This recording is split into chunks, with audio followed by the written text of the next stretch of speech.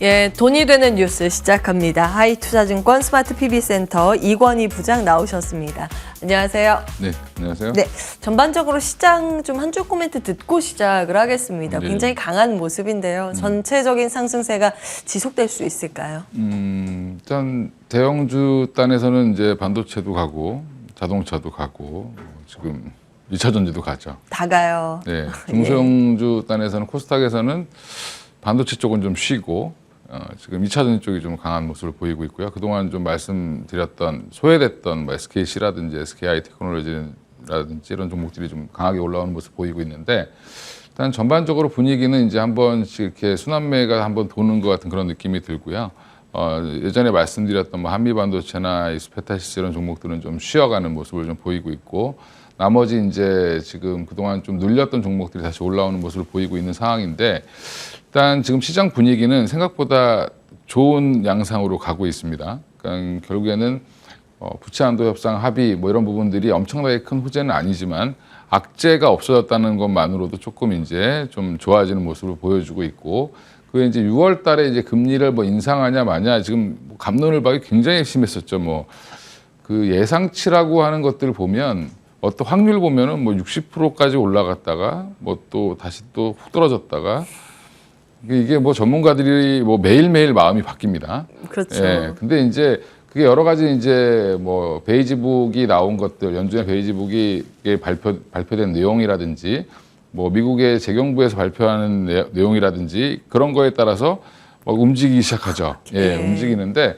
지금 전체적인 중도는 이제 6월 달은 동결로 지금 보고 있는 상황이고 이게 이제 뭐 퍼즈냐 스킵이냐 뭐 이런 논란도 있습니다. 예. 잠시 중단이냐 뭐 아니면은 일시적으로 중단이냐 예. 뭐 다시 올릴 거냐 뭐 이런 이제 여러 가지가 있는데 그런 얘기도 일단은 차치하고 일단 6월 달에 금리가 동결된다. 그 예전에 보면 2006년도에도 그런 현상들이 있었습니다. 2006년에서 2007년장이 아마 기억하시는 분들이 있을지 모르겠지만 그때 생각해 보시면 이 금융위기 직전에 시장이 굉장히 핫했거든요. 그때도 미국이 금리 인상하다 중단했던 시기입니다. 그러니까 금리가 중단되는 시기에 어떻게 보면은 자금의 유입이 굉장히 주식시장으로 많이 된다라는 부분, 그런 부분들이 다시 한번 시동을 거는 모습이 아닐까라는 것들을 조심스럽게 한번 좀 얘기를 해야 되는 시점이다라고 생각을 하고 있습니다. 이제 금리로 다시 시장의 무게 추가 그렇죠. 이동을 해 있는 상황입니다. 근데 워낙 그 예측하기가 쉽지는 않고 근데 지금 갑자기 동결론에 확 기울이는 그렇죠. 모습이라서 그러면 당분간 시장은 좀 더 갈 수 있을까요? 근데 이제 지금 매파 쪽은 잠깐 멈췄다가 네. 지표 안 좋으면 또 올려야 된다라고 얘기하고 있는 거고 예. 비둘기 쪽은 여전히 이제는 거의 이제 효과가 6개월 뒤에 나오니까 좀 더 지켜봐야 된다. 그래서 이제 거의 이제 다 온 것 같다라고 얘기를 하고 있는데 예.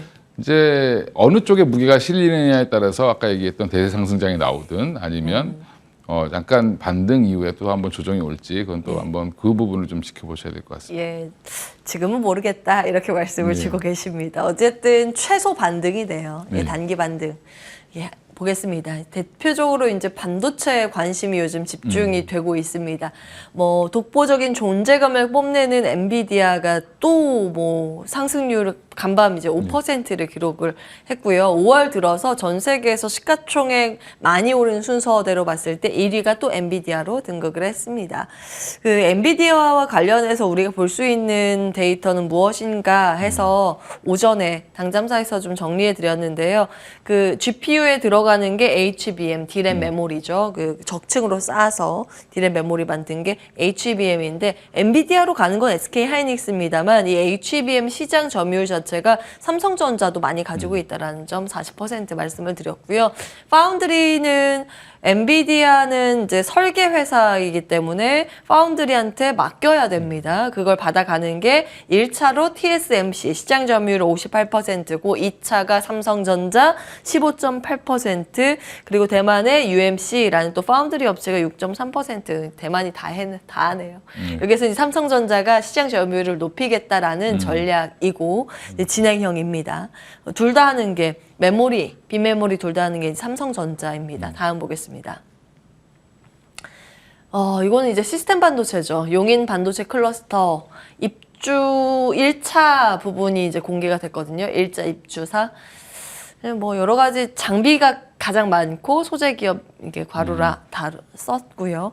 이거는 지금 당장 뭐 발주가 나오는 건 아니지만 2025년 첫 번째 공장 착공에 들어간다고 하면 발주는 한 1년 전에 나오죠. 그리고 장비 납품은 공장 착공하면서 같이 들어갑니다. 그래서 긴 관점에서 보시라고 이건 아침에 정리해드렸고요. 다음 보겠습니다. 반도체 겨울 끝이 보인다. 여기에는 좀 어떻게 보시는지 이거 DB는 잠시 후에 따로 볼게요. 다른 이슈니까 예, 반도체 정리 좀 부탁드리겠습니다. 일단 뭐 반도체 얘기를 뭐 한 3주째 계속 하고 있는 것 같은데 일단 예. 반도체 관련해서 지금 보시면 바닥론은 이미 이제 컨센이 됐다라고 보시는 게 맞을 것 같고요. 예. 그리고 이제 반도체 수출도 전월 대비해서는 조금 뭐 좋아지는 모습을 보여주고 있고. 약간 괜찮아졌더라고요. 예, 근데 뭐 사실은 예. 좀 미미합니다 아직은. 그런데 이것도 똑같은 거죠. 이제 더 이상 빠지진 않는다. 예. 그러면 바닥은 찍지 않았냐라는 또 얘기가 또 반증이 되고 어제 5월 예. 수출 데이터도 보면 그렇게 나왔기 때문에 이런 부분들이 시장에 어떻게 보면 오늘 삼성전자의 강세가 거기에서 나오는 게 아닌가 생각을 하고 있고 반도체 바닥론. 네. 예. 그리고 이제 SK 뭐 지금 보면 엔비디아로 촉발했던 얘기지만 사실은 전반적인 그 전에도 엔비디아 얘기가 나오기 전부터도 사실은 반도체 바닥론은 계속 얘기가 나왔던 부분이고 맞습니다. 그 부분을 반영해서 지금 SK 하이닉스보다 삼성전자가 오늘 좀 더 올라오고 있는 모습을 보이고 있고 SK 예. 하이닉스는 거기에 이제 아까 엔비디아 이슈까지 같이 포함이 되면서 조금 더 탄력을 더 많이 맞는 모습인데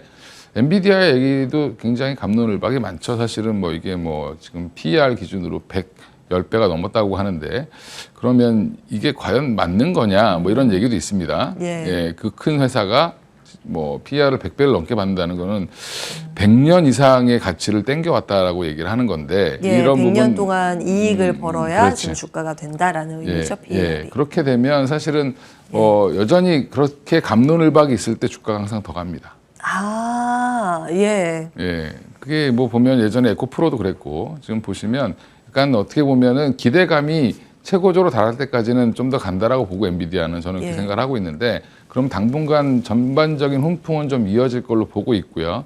대신에 우리나라는 이제 뭐 해당되는 업체들이 그닥 많지 않기 때문에 그거 관련해서는 맞습니다. 간접적 영향을 좀 받는 거다 보니까 여전히 D램이라든지 뭐 DDR5라든지 이런 거의 판매 동향, 가격 추이 이런 것들을 더 좀 보실 필요가 있을 것 같고요. 예. 지금은 이제 엔비디아 때문에 같이 이렇게 훅 올라왔다가 이제 조금 냉정하게 보기 시작하는 시작이 됐다라고 좀 보고 있고요.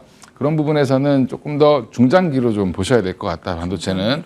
그리고 이제 뭐 소재나 장비주 같은 경우는 급등했다가 다시 한번 좀 조정이 나오면 가격이 좀 싸졌다라는 느낌이 나올 때 다시 한번 올라갈 겁니다. 이렇게 보고 있고 지금 또 다시 2차 전지로 돌고 있죠. 지금 또 자금이. 예. 예, 그렇게 또 시장은 자꾸 움직인다라고 생각하시고 그러면 또 예. 반도체를 버려야 되냐?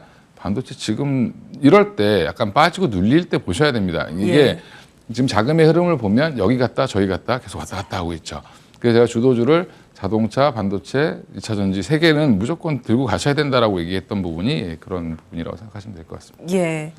자동차, 반도체, 2차 전지는 가지고 가고 이 세 섹터가 눌릴 때마다 계속 이제 매수를 해야 하는 구간. 이게 돌아가면서 순환매의 모습처럼 보이게끔 돌아가면서 이 저점을 높여가는 전형적인 상승장의 형태가 나타나고 있습니다. 세 개 섹터가 주도주라고 지속적으로 말씀을 주고 계시고 이거는 이제 그 DB 하이텍 쪽의 네. 이슈인데 경영권 지분 문제? 예, 여기 이제 다시 불 꺼지고 있습니다.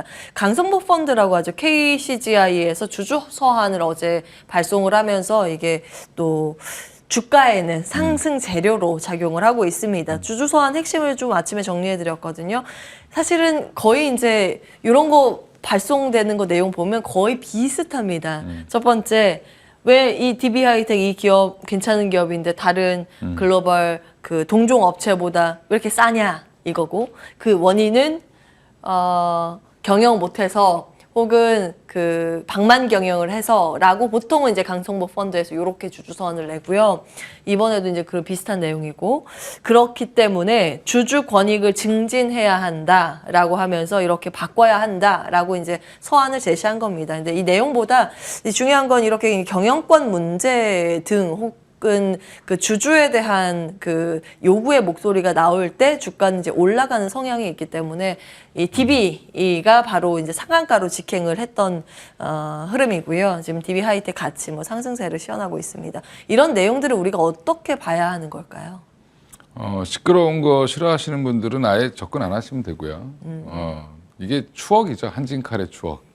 예, 한진칼이 지주서한 이게 무서운 편지를 받고 나서 올라가는 걸 봤습니다. 경영권 예. 분쟁 때문에. 그러면 결국에는 이 펀드가 갖고 있는 지분율이 중요한 게 아니라 주주들이 어느 쪽에다가 편을 들어줄까에 대한 그런 두려움이 생기는 거거든요. 예, 약간 일종의 그렇죠. 그 펀더멘탈 외적인 노이즈입니다. 예. 예. 우호 지분들이 이제 결국에는 어디에 붙냐에 따라서 경영권이 넘어갈 수도 있기 때문에 예. 그러면 또 경영자 입장에서는 뭐 DB 이제 오너가 입장에서는 사실은 또 주식을 사서 매집해야 되나 아니면 우호 지분을 더 확보해야 되나 그럼 예. 주주들한테 더 서로 이제 지금 갑이 누구냐면 주식을 갖고 있는 사람이죠.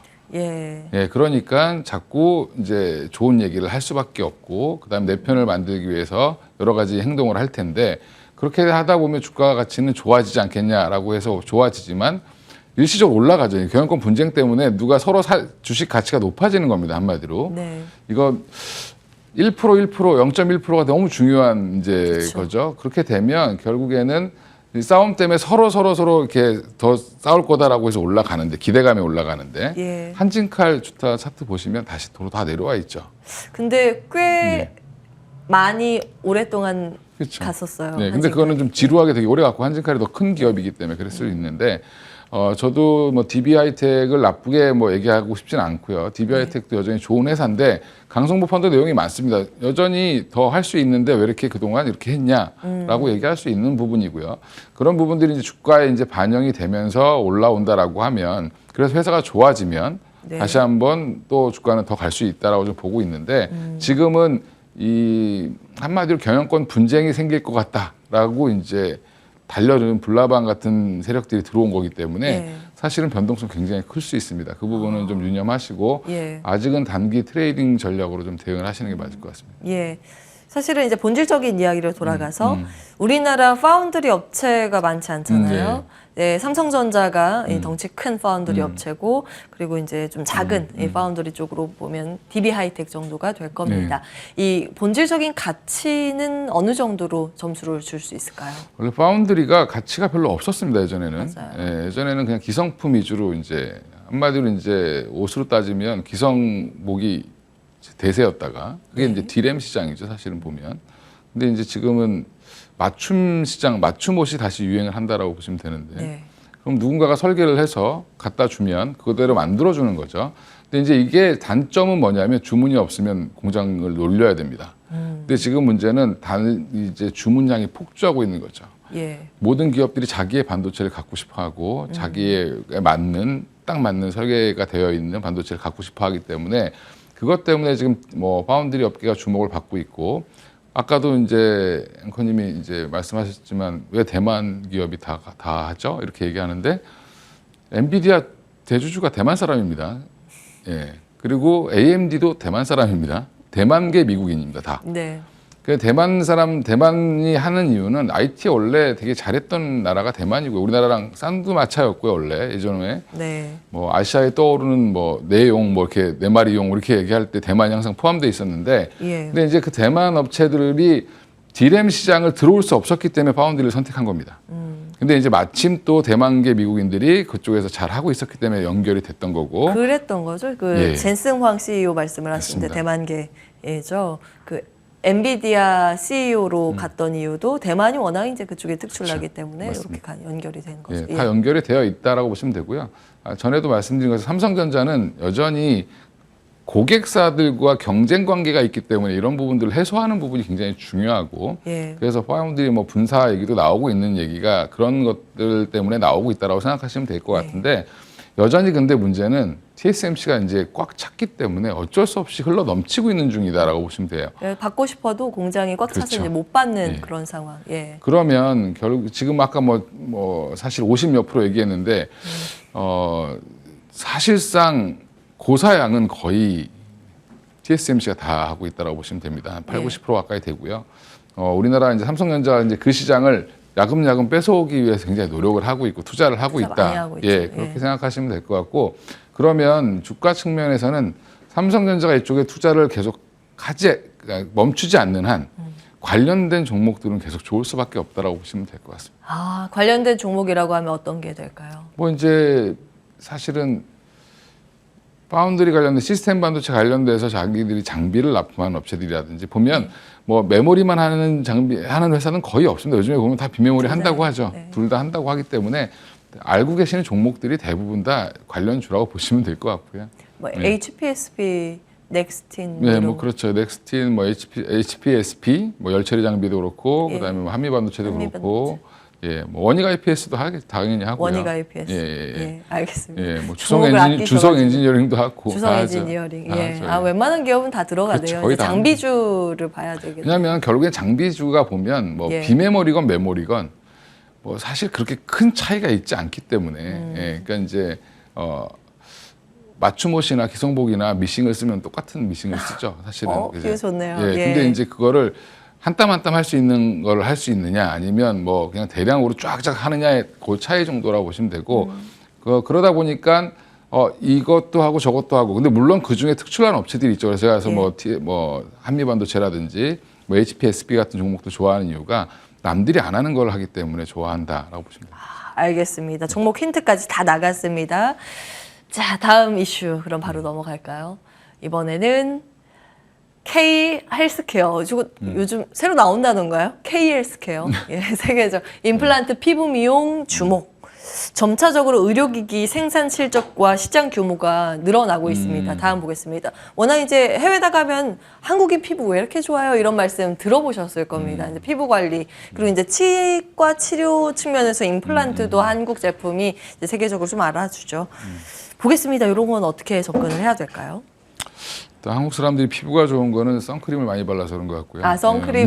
아, 그럴 수 있겠습니다. 예. 예. 외국인들은 선크림 잘 안 바른다고 하더라고요. 맞아요. 그러니까 이제 뭐 여러 가지 이제 유전적인 것도 있을 거고. 근데 뭐 일단 지금 임플란트도 국내 기업들이 워낙 독보적이고요. 예. 그다음에 이제 피부 미용 관련된 업체들도 여전히 제일 잘하고 있습니다. 잘하고 있는데 지금 오늘 이제 이게 주목되고 있는 게 클래시스가 또 얘기가 또 나왔죠. 예. 그래서 클래시스 관련돼서 지금 이 리프팅 장비를 만드는 회사인데 이 리프팅 장비가 굉장히 지금 잘 팔리고 있습니다. 그러니까 이미 이제 그 리프팅 장비 이름 제가 까먹었는데 그 장비가 한 3,700대 팔렸는데 지금 업그레이드 된 장비가 나왔는데 그것도 올해만 한 1,100대. 슈링크. 슈링크. 예. 슈링크가 이제 초기 모델이고 또 이제 슈링크 또 하나가 나왔습니다. 그래서 유니버스. 네, 유니버스. 예. 그래서 저도 오다가 이제 슈링크 유니버스 사용 후기도 한번 읽어봤는데 예, 일단 그 리프팅 관련돼서 뭐 주름 제거, 리프팅, 뭐 처짐 저도 이제 좀 받아야 될 것 같은데 뭐 그런 것들에 대한 수요가 점점 많아지고 있고요. 특히 선진국들이라든지 이쪽은 워낙 또 이 나이 드신 분들이 많죠. 예, 고령화되어 있고 그러다 보니까 이제 동남아보다는 당연히 수요가 많을 수밖에 없고요. 특히 이제 피부 미용이나 성형의 진심인 이제 브라질의 클래시스가 매출 비중이 한 25%가 맞아요. 됩니다. 예. 브라질 좀 많이 나가요. 예. 예. 그리고 이제 기존에 많이 나갔기 때문에 장비들이 그러면 이제 그 안에 있는 카트리지 소모품들이 계속 또 나가겠죠. 그리고 국내는 뭐 거의 매출 비중이 50%인데 국내에는 거의 모든 피부과에 다 들어가 있다 뭐 이렇게 보시는 게 맞을 것 같아요. 예. 네, 그러면 클래시스 입장에서는 관련해서 지금 뭐 좋은 흐름을 이어가고 있기 때문에 최근 수급 보면 외국인들이 계속 삽니다. 예. 근데 클래시스만 그러냐? 뭐 제이시스 메디칼도 또 마찬가지고요. 예.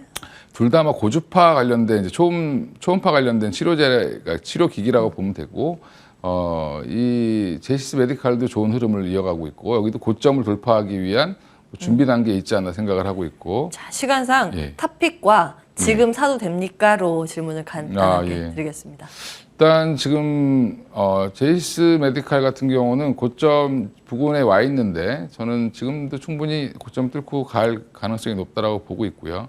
최근에 뭐 이영애 씨가 또 모델을 하고 있는데 네, 잘 되지 않겠나 생각을 하고 있고 예. 또 하나는 원텍이라는 원리죠. 이번에 한번 얘기했던 종목인데 예. 이쪽도 여전히 좀 주목을 해보시면 보시면 좋을 것 같습니다. 늦지 않았다, 매수 가능하다라는 의견으로 K 미용, 피부 미용 의료기기 정리하겠습니다. 하이투자증권 이권희 부장과 함께했습니다. 고맙습니다. 예, 감사합니다.